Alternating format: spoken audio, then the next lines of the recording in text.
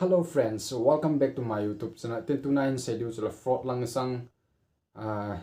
kivian lang sang kahin sedin ali chu kin mudo khat tha khat kin mudo hena chung chu a in schedule hin iti kivian diam tio kahin sedin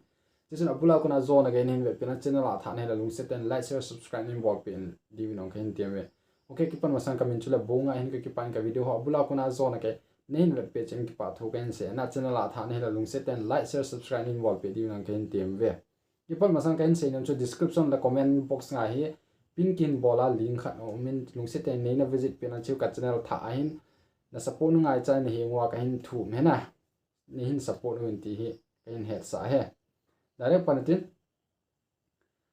fraud kitile alo le scam kitile video i za ham ka sim do tan na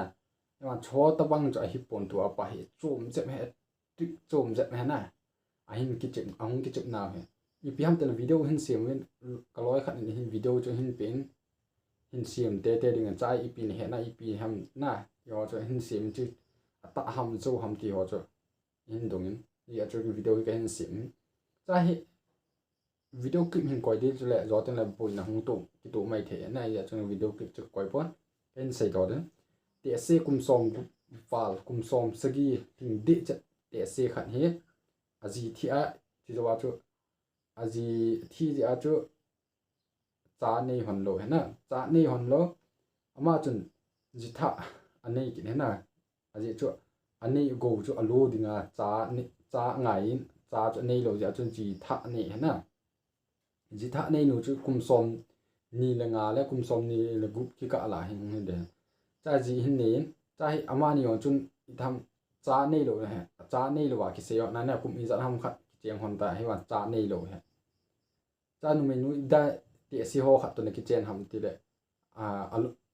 anei go alu ding lo ji a ki chen pi he ti ta na ama chu nu ma he kong kap kanu la kapa hon ai phal sa ji a ka ki chen he ke thu hi lo kanu la kapa te ho a he na tin le kanil ngam lo ja ka kitchen pi he titan chai khat hi ga heading chu hi le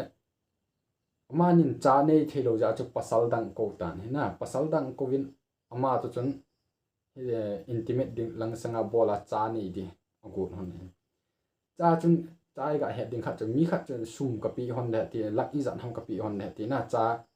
menu chu pregnant hung hi zo te na sum i zan ham khat ka pi de ti chai ga heading khat chu tu la fraud che dan he video call ho akon fraud che the na mi za nam khan no ti a chu tha ni ya chu lang chu ha ki se da pon ha ki se pon ti cha hi ga heading chu ti a chu hin bol hen lang hi le chom khat ten le ya ke de video kap khan lang blackmail hin bol khan lang hi le fraud chun na sum i za nam khat bo chu kha ya la do thian na bank account chu kha ya ga su theng di bo ha chu tem bol ta hi ve toว่าโถตะบังโถตะบังสแกมลังสังฮิกินาเลซุมสลารีนมูจุทัศอาจจะจัดในปินติเลอีปินโลดีนปีละว่าเลนวิดีโอจะไวรัลดิ่งแล้วตะบังเห็นว่าเห็นเอเรียมาติละเจียลนะจีกินเทนะตะบังจะเห็นฟรอดอาจจะจมตูจุงเจดันวิดีโอจะตัวน่าจุน normal วิดีโอบังอ่ะเห็นว่าจุระยะกี่ปีดันจุที่อาจจะซุ่มกี่ปีอากี่ขัดกวยนะที่อาจจะvideo cho kaloi pan chun chiwang he adik lo thima a he hin tin hi ya chun hin se hin thona anawe lam phachan video hin sim ti hi ya chu ka hin sim choi tabang scamming chu thil dang dang ko na scamming the he wan tu apa chu nu mei lang sanga scamming ngai na ama sa an chu hung thobin ti a scamming video call a ko na ti ta won I khan ho scamming hung ji na cha chu ipi ham tile na sum ala agu no he na alo blackmail na ball go jo he so a kona ski vending chu hi la tabang min offer ki ball he na offer ki ball he tabang hi ai lo la ti za ka pi he na kha ve ai lo la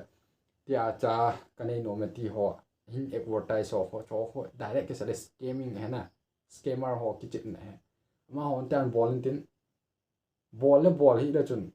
ama kom naga aluna video gu thimin ka min tin hung nom da hen lang naga force da on chun video chu umata na naga i khat na lai ho to ma tan ri a chu cho a kona chu ki vian nga na tu chunga dinga chu ka hin het san ka ki pa apula kuna zo na ge ngai lu na sala ne ngai pe jeng ki pa thu ken se pa